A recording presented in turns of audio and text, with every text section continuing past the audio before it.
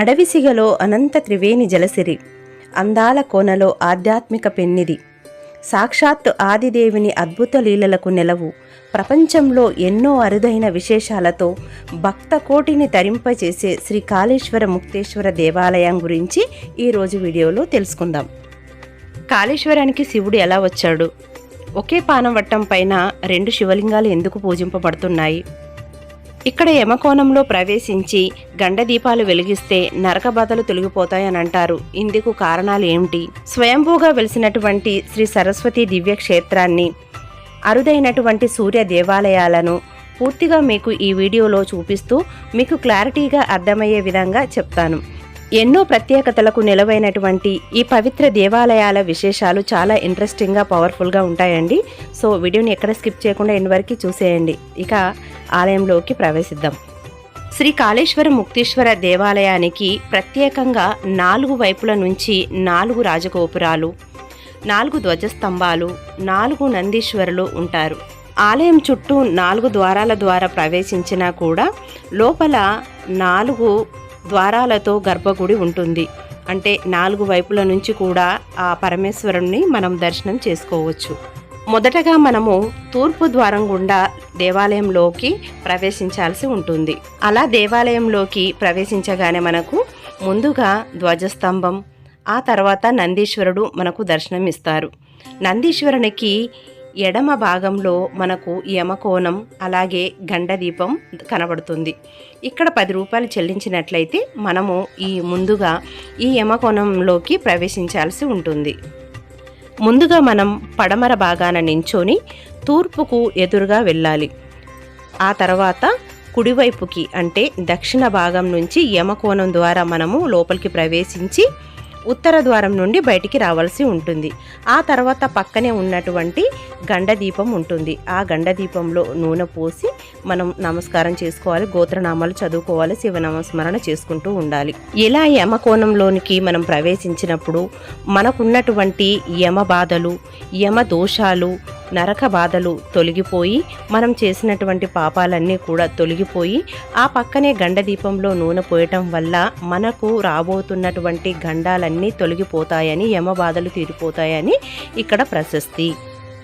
ప్రపంచంలో ఇక్కడ తప్ప మరెక్కడా కూడా యమకోణ ద్వార ప్రవేశం కానీ, ఇలా యమగండాలను తీర్చేటువంటి గండదీపం కానీ లేదు. మోక్షద్వార ప్రవేశమని అరుణాచలంలో, గండాలను పోగొట్టే గండదీపం తెలంగాణ వేములవాడలో విడివిడిగా ఉన్నాయి. కానీ ఇలా యమ బాధలు తీర్చేటువంటి ఈ యమకోణ ప్రవేశం మాత్రం ఎక్కడా లేదని చెప్పాలి. ఎందుకు ఇక్కడ ప్రత్యేకంగా ఇలా చేస్తారంటే ఇందుకు సంబంధించినటువంటి మనకు పురాణ గాథ ఉంది. అది మనం ముందు తెలుసుకుందామండి. యమకోణ ద్వార ప్రవేశం చేసి మనం బయటికి రాగానే లెఫ్ట్ సైడ్లో మనకు యమాష్టకం అని అక్కడ పొందుపరిచి ఉంటుందండి. ఆ యమాష్టకాన్ని ఎవరైతే పొద్దున్నే లేచేసి ప్రతిరోజు నిత్యం పఠిస్తే వారికి యమదోషం ఉండదు, యముని నుంచి బాధలు కలగవు. అంతేకాకుండా వాడు ప్రతినిత్యము చేసినటువంటి తప్పులను కూడా కాయ వ్యూహం అనే దానితో శిక్షను రద్దు చేసేసి క్షమిస్తాడనేసి ఇక్కడ ఫలస్థుతి కూడా ఉందండి. అలాగే మనకు రైట్ సైడ్లో మనం ఇలా ఎదురుగా వెళ్ళినట్లయితే ఇదిగోండి, ఇదంతా కూడా మనకు కాళేశ్వర ముక్తేశ్వర స్వామి యొక్క ప్రాంగణము. ఇదంతా లోపల ఆలయము ఎదురుగా తూర్పు ముఖంలో ఉంటుంది. ఇలా లోపలికి వెళ్ళగానే మనకు గణపతి, సర్వ విఘ్నాలను తొలగించేటువంటి వినాయకుడి దర్శనం ఇలా అవుతుంది. ఇదంతా స్వామివారి మండపం అండి. ఇది గర్భగుడిలో ఉన్నటువంటి దేవుళ్ళు. ఇలా మనము బయటికి అంటే రైట్ సైడ్లోకి వచ్చినట్లయితే దక్షిణంగా చండికేశ్వరుడు ఉంటాడండి. చండికేశ్వరుడు నిత్యం ఈశ్వర ధ్యానంలో ఉండేటువంటి శివభక్తుడు. ఈ శివభక్తుడు అంటే మన శివయ్యకి ఎంత ఇష్టం అంటే తన సుపుత్రులైనటువంటి విఘ్నేశ్వరుడు కంటే, సుబ్రహ్మణ్య స్వామి కంటే కూడా ప్రథమ ప్రాధాన్యత ఇచ్చేది ఈ చండికేశ్వరుడి స్వామికే. శివాలయంలో నుంచి ఏదైనా మనం ఇంటికి తీసుకెళ్లాలంటే ముందుగా ఈ స్వామి వారి యొక్క పర్మిషన్ ఖచ్చితంగా తీసుకోవాలంట. అసలు కాళేశ్వరానికి శివయ్య ఎందుకోసం వచ్చాడు, ఎవరి కోసం వచ్చాడు అనే విషయంతో పాటుగా ఒకే పానవట్టం పైన 2 శివలింగాలు ఎందుకు, అలాగే కాళేశ్వరంలో ఉన్నటువంటి శివలింగాలకు కాళేశ్వర ముక్తేశ్వర ఆలయం అని ఎందుకు పేరు వచ్చిందనే విషయం గురించి ఇప్పుడు తెలుసుకుందాం. ఒక సందర్భంలో గంగమ్మ గోదావరమ్మ ఒకే ప్రదేశంలో కూర్చున్న సమయంలో నారద మునీంద్రుడు వచ్చి ఒక నమస్కారం చేశారు. ఆ ఒక నమస్కారం ఎవరికి చేశారు అనేది చర్చాంశనీయమైంది. అప్పుడు నాకనే గంగమ్మ గోదావరమ్మ అనుకున్నారు. ఎవరిలో గొప్ప లక్షణాలు ఉన్నాయో వారికి ఈ నమస్కారం అని అంటారు పెద్దలు. అప్పుడు నాలో ఉన్నాయంటే నాలో ఉన్నాయని అనుకుంటారు. ఏంటి ఆ లక్షణాలు చెప్పండి అని అంటే అప్పుడు గంగమ్మ అంటుంది, నాలో స్నానం చేసేసి కాశీలో మరణించినట్లయితే వారికి పునర్జన్మ అనేది లేకుండా పోతుంది, శివయ్య ముక్తినిస్తాడు అని చెప్తుంది గంగమ్మ. దాంతో చిన్నబుచ్చుకున్నటువంటి గోదావరమ్మ ఇచ్చేవాడు శివుడే కదా అని శివుణ్ణి ప్రార్థిస్తుంది. అప్పుడు శివుడు ప్రత్యక్షమై ఏం కావాలో కోరుకో అనంటే, ఎవరైతే కాశీకి వచ్చి నీ దర్శనం చేసుకొని గంగలో స్నానం చేసినట్లయితే మరణాంతరం వాళ్ళకి ముక్తిని మోక్షాన్ని కలిగిస్తావంట. అటువంటి క్షేత్ర మహిమలు ఉన్నటువంటి శివలింగం నా నదీ పరివాహక ప్రాంతంలో లేదు. అందుకోసం అనేసే నీవు చనిపోయిన తర్వాత కాదు, ఎవరైతే నాలో అంటే ఈ గోదావరమ్మలో స్నానం ఆచరిస్తారో ఆ తర్వాత కాళేశ్వరుడిగా నువ్వు కొలువై ఇక్కడ ఉంటున్నట్లయితే, నిన్ను దర్శనం చేసుకున్నట్లయితే వాళ్ళకి బ్రతికి ఉండగానే చూసినంత మాత్రాననే మోక్షాన్ని ప్రసాదించేటువంటి లింగ దర్శనము ఇక్కడ కావాలి. అందుకు నీవు మోక్షేశ్వరుడుగా ఇక్కడ కొలువై ఉండాలి అని కోరగా తదాస్తు అని మోక్షేశ్వరుడుగా ఇక్కడ శివుడు మనకు కొలువై ఉన్నాడు ముందుగా. ఆ తర్వాత అందరూ కూడా ఆ త్రివేణి సంగమంలో గోదావరమ్మలో స్నానాలు ఆచరించి శివుణ్ణి దర్శనం చేసుకున్నంత మాత్రాలలోనే వారు చేసినటువంటి పాపాలన్నీ పోగొట్టుకొని ఇక పాపాలనేవి లేకుండా మరణించిన తర్వాత యమధర్మరాజుకు పని అంటూ లేకుండా, యమభటులకు పని లేకుండా అక్కడ ఉన్నటువంటి వస్తువులన్నీ తుప్పు పట్టిపోయి యమలోకమంతా ఖాళీగా ఉంటుంది. దాంతో యమధర్మరాజు స్వామివారిని వేడుకొని, అయ్యా శివయ్య, కాళేశ్వరంలో వెలిసినటువంటి మోక్షేశ్వరుని దర్శనం చేసుకున్నంత మాత్రాన వారు చేసినటువంటి పాపాలన్నీ కూడా పటాపంచలైపోతున్నాయి.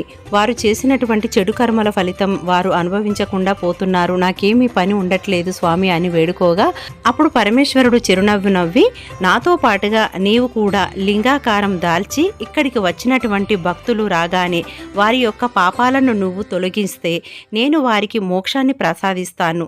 పాపాలను తొలగించే పని నువ్వే చేస్తావు కాబట్టి కాలుడుగా నీవు యమలింగంగా ఇక్కడ ఉండు.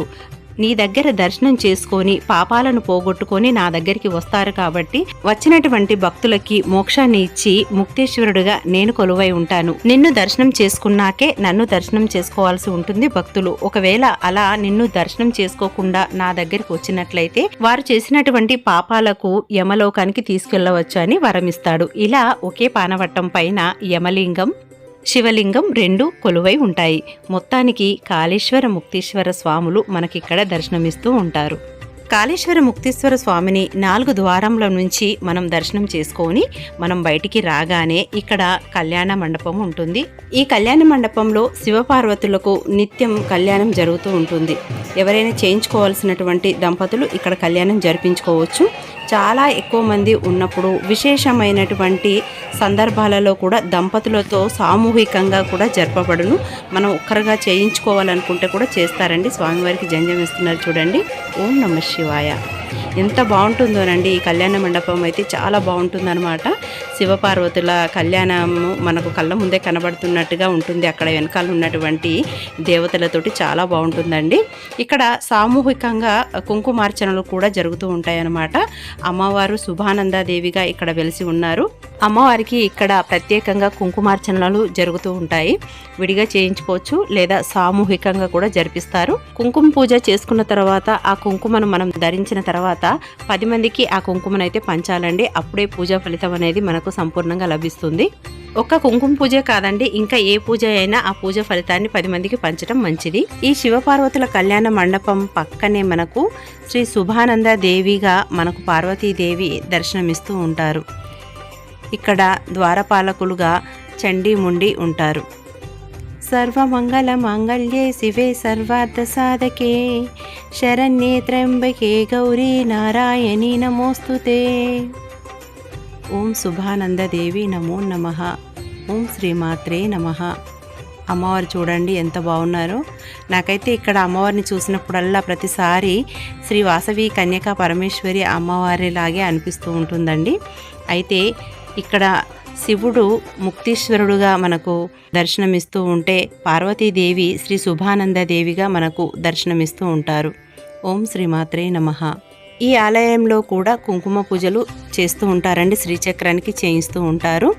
ప్రత్యేకంగా ఇక్కడ వేద ఆశీర్వచనం అయితే ఇస్తూ ఉంటారండి. ఈ వేద ఆశీర్వచనానికి 350 రూపాయలు మనము టికెట్ తీసుకున్నట్లయితే కూర్చుండబెట్టేసేసి దంపతులు ఇద్దరికీ కూడా వేద పండితుల చేత వేద ఆశీర్వచనం అయితే లభిస్తూ ఉంటుంది. ఇదిగోండి ఈ మండపంలో ఈ ఏరియా మొత్తంలో కూర్చుండబెట్టి పూజలు అయిన తర్వాత వీళ్ళందరినీ ఇక్కడ కూర్చుండబెట్టేసేసి చేస్తూ ఉంటారు. విఐపీలకు వివిఐపీలకు కూడా ఇక్కడ వేద ఆశీర్వచనం అనేది లభిస్తూ ఉంటుందన్నమాట. ఇది నా ఫ్రెండ్ స్వరూప. హాయ్ చెప్పే. హాయ్. స్వామివారి సన్నిధిలో చిన్ననాటి స్నేహితులు కలిస్తే ఆ కిక్కే వేరు కదండి. అది కూడా 10th క్లాస్ ఫ్రెండ్స్ కలిస్తే మరింత జోష్ ఎక్కువగా ఉంటుంది కదండి. ఇప్పుడు వీడియోలో చూస్తున్నది పుష్కరాల సందర్భంగా ఏర్పాటు చేసినటువంటి యాగశాల అండి. ఇది యమకోణం పక్కనే ఏర్పాటు చేయడం జరిగింది. ఇలా మనం వెళ్ళినట్లయితే ఇక్కడ ప్రత్యేక దర్శనానికి ఈ వైపు వెళ్లాల్సి ఉంటుందండి. అదే ధర్మ దర్శనానికి అయితే ఇలా వెళ్ళాల్సి ఉంటుంది. ఇలా వెళ్తున్న క్రమంలో లెఫ్ట్ సైడ్లో మనకు శ్రీ అన్నపూర్ణాదేవి అలాగే చింతామణి గణపతి మనకు ఇక్కడ దర్శనం ఇస్తూ ఉంటారు. శ్రీ వీరభద్ర స్వామి వారు కూడా ఇక్కడ కొలువై ఉన్నారు. పుష్కరాలకు గాను వచ్చినటువంటి భక్తులందరికీ ఎండ తాకిడి తగలకుండా ఉండడం కోసమని టెంట్లను చల్వ పందిలను ఏర్పాటు చేయడం జరిగింది. అంతేకాకుండా పెద్ద పెద్ద కూలర్లను అలాగే మినరల్ వాటర్ కూల్వి అందించడం జరుగుతుంది భక్తుల సౌకర్యార్థం. శ్రీ విజయ గణపతి కూడా మనకు ఇక్కడ కొలువై ఉన్నారు. అటు పక్కగా మనకు స్వర్ణాకర్షణ భైరవుడు దర్శనమిస్తారండి. వడమాలలు వేసింది చూడండి. అందుకే అనేక ప్రత్యేకతలకు నెలవు శ్రీ కాళేశ్వర ముక్తేశ్వర దేవాలయం అని చెప్పాం కదండి. ఎక్కడా కూడా మనకు ఇటువంటి దేవాలయాలు ప్రత్యేకంగా కనిపించవండి. స్వర్ణాకర్షణ కాలభైరవ స్వామికి జై. ఆ పక్కన హనుమాన్ల వారు కూడా చూడండి ఎంత ఎత్తుగా ఉన్నాడో. ఆ చేతిలో మరి కొండనా ఏంటో అర్థం కాలేదు, కానీ చాలా ఎత్తులో ఉన్నాడండి. మేము క్యూలో ఉండి వీడియో తీయటం జరిగింది, అందుకనే చాలా హైట్ని ఒకేసారి మీకు చూపించలేకపోయాను. ఇక ఈ ద్వారం గుండా మనం వచ్చేసి శ్రీ కాళేశ్వర ముక్తేశ్వర స్వామివారిని దర్శనం చేసుకొని మరొక ద్వారం గుండా మనం బయటికి వెళ్ళినట్లయితే ఇక్కడ మనకు శ్రీ జ్యేష్ఠాదేవి మనకు దర్శనం ఇస్తుందండి. జ్యేష్ఠాదేవి లక్ష్మీదేవి యొక్క సహోదరి. జ్యేష్ఠాదేవికి ప్రత్యేకంగా ఆలయాలు ఎక్కడ కనిపించవు కదండి, చాలా అరుదు. ఇక్కడ మనకు సుబ్రహ్మణ్య స్వామి వారు కూడా వైవిధ్యభరితంగా దర్శనమిస్తున్నారు చూడండి. మయూర వాహనం పైన కూర్చొని శూలాన్ని పట్టుకొని ఉంటాడు కదా, ఇక్కడ అలా కాకుండా నమస్కరిస్తూ ఉన్నాడు. అంతేకాకుండా దశావతారాలతో కూడినటువంటి శ్రీ మహావిష్ణువు యొక్క విగ్రహాన్ని చూడండి ఎంత బాగుందో. కాకపోతే ఎక్కడికక్కడ పసుపు కుంకుమలతో నింపేస్తున్నారు. శ్రీ మత్స్యావతారం అండి. ఇక్కడ ఎంత బాగుందో అండి, ఇది చూడండి ఎంత బాగా చెక్కారో. చాకచక్యంగా పొలుసులన్నీ కూడా తోక కానీ అలా నోరు తెరిచి ఉంచటము, దాన్ని నోట్లో ఆ పళ్ళ వరస కూడా అంత బాగా చెక్కారు చూడండి. శిల్పకళా నైపుణ్యం ఎంత బాగుందో చూడండి. ఇందాక మనం దర్శనం చేసుకొని వచ్చాం కదండి, ధర్మదర్శనం అని. అక్కడి నుంచి కనుక మనము బయటికి వెళ్ళినట్లయితే ఇలాగా శ్రీ కాళేశ్వర ముక్తేశ్వర ఆలయంలో కొలువైనటువంటి శ్రీ మహా సరస్వతి దేవాలయానికి మనకు దారి ఉంటుందండి. లెఫ్ట్ సైడ్లో ఉంటుందన్నమాట. చూడండి ఆలయ ప్రాంగణం అంతా కలర్ఫుల్గా పుష్కర శోభనంతా సంతరించుకొని ఉంది. లైటింగ్ కూడా భలే ఉందండి. శ్రీ మహాసరస్వతి ఆలయంనకు దారి అని ఇక్కడ రాసిపెట్టుంది చూడండి.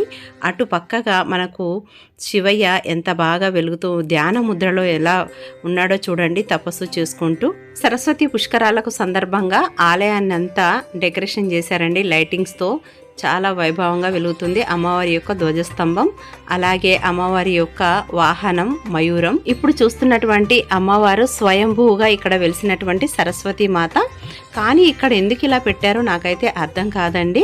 బయటే పెట్టారు. ఒక ఎండ కానీ నీడకు కానీ చలికి కానీ వానకు కానీ ఎటువంటి అడ్డం అనేది లేకుండా బాహటంగా పెట్టి ఉంచడం జరిగింది. అమ్మవారికి ఎటువంటి ఆచ్ఛాదనగా ఏమీ లేవు. ఇక్కడ మనకు పెద్ద చెట్టు ఉందండి, జమ్మి చెట్టు. కొన్ని సంవత్సరాలుగా ఉన్నటువంటి జమ్మి చెట్టు అన్నమాట. ఈ చెట్టు కింద ఒక అమ్మవారి రూపైతే ఉంది. ఏ అమ్మవారో అన్నది నాకైతే ఐడియా లేదు. ఇన్ కేస్ మీకు కనుక తెలిస్తే కమెంట్ సెక్షన్లో కమెంట్ చేయండి. అంతేకాకుండా ఇక్కడ ఇవన్నీ మరి ముక్కలుగా కొట్టి పడేశారో తెలియదు, శిథిలావస్థలో ఉన్నాయో అర్థం కాదు. వివిధ రకాలైనటువంటి దేవతా విగ్రహ ప్రతిరూపాలు అయితే ఇక్కడ ఉన్నాయండి. చాలా బాగున్నాయి. కాకపోతే అలా వృధాగా పడేయటమే బాధాకరంగా అనిపించింది. ఇంకా ఇది అంతా కూడా సరస్వతి మాత యొక్క ఆలయ ప్రాంగణం అండి. చాలా విశాలంగానే ఉంది. శరబిందు సమాకారే పరబ్రహ్మ స్వరూపిణి శ్రీవాసరాపీఠ నిలయే జ్ఞాన సరస్వతి నమోస్తుతే. ప్రతి సంవత్సరం వసంత పంచమికి ఇక్కడ విశేషమైనటువంటి పూజలు జరుగుతాయి. ఇక్కడ విద్యా ఆరంభం చేసిన వారికి సకల కళలు సకల విద్యలు అన్నీ అబ్బుతాయని చెప్తూ ఉంటారు. అందుకే చిన్నపిల్లలకు అక్షరాభ్యాసం కూడా చేయిస్తూ ఉంటారు ఈ కాళేశ్వరంలో. శ్రీ కాళేశ్వర క్షేత్రానికి తూర్పు భాగంగా వెళ్ళినట్లయితే లోపలికి వెళ్లకుండానే ముందుగా కుడి భాగంలో మనకు ఇక్కడ సూర్య దేవాలయానికి దారి అని రాసి ఉంటుందండి. ఈ దారి గుండా మనకు వెళ్ళినట్లయితే మనం ఇక్కడ పెద్ద రావి చెట్టు అయితే ఉంటుంది. అది చాలా పురాతనమైనది. ఆ చెట్టు కింద ఎన్నో మూగజీవులు పక్షులు అన్నీ సేద తీరుతూ ఉంటాయి, మనుషులతో సహా. ఇక్కడ బెంచీలు వేసి ఉంటాయి అన్నమాట. ఇక్కడ విశేషంగా మంగళవారము అలాగే ఆదివారము శనివారము దీపారాధన చేస్తూ ఉంటారు. ఇదేనండి ఇందాక మనం చెప్పుకున్నటువంటి రావి చెట్టు. ఇలా వెళ్ళినట్లయితే మనకు సూర్య దేవాలయం, చాలా అరుదుగా ఉన్నటువంటి ఈ తెలుగు రాష్ట్రాలలో ఉన్నటువంటి సూర్య దేవాలయం. కాకపోతే అదేంటో మేము రాత్రిపూట రావడం మూలాన గుడి అయితే క్లోజ్ చేసి ఉందండి. డే టైంలో కూడా ఇక్కడ క్లోజ్ చేసి ఉంది నేను వచ్చినప్పుడు కూడా. ఇలా మనము ఈ పక్కగా ఆ సూర్య దేవాలయం నుంచి పక్కకు వెళ్ళినట్లయితే ఇటు కూడా ఒక ద్వారం ఉంటుందండి. ఇలా వెళ్ళినట్లయితే ఇక్కడ వెళ్తుంటే మనకు ఇలా హోల్స్ కూడా ఉన్నాయి. ఇదేంటంటే ఇక్కడ చాలా విశేషమైనటువంటి పూజలు ఉత్సవాలు, త్రివేణి సంగమంలో జరుగుతున్నటువంటి పుష్కరాల సందర్భంగా అలాంటివి జరుగుతూ ఉంటాయి. మహాకుంభమేళ లాగా కుంభాభిషేకాలు జరుగుతూ ఉంటాయి. అలాంటి సమయంలో భక్తులు విశేషంగా వస్తూ ఉంటారు కదా, వాళ్ళకు టికెట్లు ఇక్కడ నుంచి ఇవ్వటం కోసం అని ఇలా పెడుతూ ఉంటారు. ఇదిగోండి చూడండి, ఈ ద్వారం కూడా అంటే ఇక్కడ దక్షిణ ద్వారం కూడా ఇదన్నమాట. ఎక్కడ చూసినా లైట్లతో విద్యుత్ అలంకరణతో దీపాల వెలుగులో వెలుగుతూనే ఉంది. ఇక స్వామివారి అమ్మవారి ప్రసాదంగా మనకు ఇక్కడ లడ్డు పులిహోర దొరుకుతుందండి. లడ్డు వచ్చేసి 50 రూపాయలు, పులిహోర వచ్చేసి 15 రూపాయలండి. చాలా టేస్టీగా ఉంటాయి. అంతేకాకుండా ఇక్కడ ప్యాకింగ్ చాలా బాగుంటుందండి. ఇక్కడ టెంపుల్ యొక్క ప్రాశస్త్యం అలాగే టైమింగ్స్, వివిధ రకాలైనటువంటి పూజలు మహిమలు అన్నీ కూడా ఈ లడ్డు ప్యాకింగ్ పైనే ఉంటుందండి. చాలా బాగుంటుందన్నమాట. ఇక మనం ఏ దారి గుండా ప్రవేశించి స్వామివారిని దర్శనం చేసుకున్నా అనేక జన్మల పాపాలు అలాగే యమదోషాలన్నీ తొలగిపోయి స్వామివారిని దర్శించుకున్నంత మాత్రాననే మోక్షాన్ని ప్రసాదించేటువంటి అద్భుతమైన ఏకైక దేవాలయం శ్రీ కాళేశ్వర ముక్తేశ్వర ఆలయం. ఈ దేవాలయం తెలంగాణ రాష్ట్రం జయశంకర్ భూపాల్పల్లి జిల్లా కాళేశ్వరంలో కొలువై ఉంది. గోదావరి ప్రాణహిత సరస్వతీ నదుల త్రివేణి సంగమం తీరంలో వెలిసిన దివ్యక్షేత్రం కాళేశ్వరం. ఈ క్షేత్రంలో ఒకే పానవట్టం పైన కాళేశ్వరుడు ముక్తీశ్వరుడు వెలిసినందున స్వామివార్లకు అభిషేకం చేసినంత మాత్రంలోనే కోరిన కోరికలు తీర్చి సుఖ సంతోషాలను ప్రసాదిస్తారు శ్రీ కాళేశ్వర ముక్తీశ్వరులు. అంతేకాకుండా సకాలంలో వివాహం జరగని వాళ్ళకి, సంతానం కలగని వాళ్ళు, ఉద్యోగ వ్యవహారాలు సక్రమంగా లేదనుకునే వాళ్ళు, అనారోగ్యంతో బాధపడే వాళ్ళు, మానసిక రుగ్మతలు కలవారు మొదలగు ఇబ్బందులు ఉన్న వారందరూ ఈ క్షేత్రంలో శని పూజ, సర్పదోష పూజ, చండీ హోమం, మహాన్యాస రుద్రాభిషేకం చేసినట్లయితే సత్వరమే బాధలు తొలగి ప్రశాంతత లభిస్తుందనేసి మనకు ప్రసాదం ప్యాకేజ్ పైన కూడా దేవస్థానం వారు ప్రత్యేకంగా ముద్రించి ఉంచారు. కావలిస్తే ప్రసాదం ప్యాకెట్ మీరు తీసుకున్నప్పుడు చూడొచ్చు. ఒక ప్యాకింగ్ పైనే కాదండి, నేను స్వంతగా కూడా చెప్తున్నాను. ఎందుకంటే మా అమ్మమ్మ వాళ్ళ ఊరు ఇదే కనుక అంత గట్టిగా చెప్పగలుగుతున్నానండి. శ్రీ కాళేశ్వర ముక్తీశ్వర స్వామి వారి దర్శనం సర్వ పాప నాశనం. ఇక నాకు తెలిసినటువంటి కాళేశ్వర ముక్తీశ్వర స్వామి వారి గురించి అన్ని చెప్పానండి, అలాగే చూపించాను కూడా. ఇక ఈ వీడియో కనుక మీకు నచ్చినట్లయితే లైక్ చేయండి, షేర్ చేయండి. అలాగే కొత్తగా మన ఛానల్ని చూస్తున్నట్లయితే సబ్స్క్రైబ్ చేసి బెల్ బటన్ ఎనేబుల్ చేయండి. అందరూ బాగుండాలి, అందులో మనం ఉండాలి. సర్వేజన సుఖినో భవంతు. స్వస్తి. ఓం నమః శివాయ.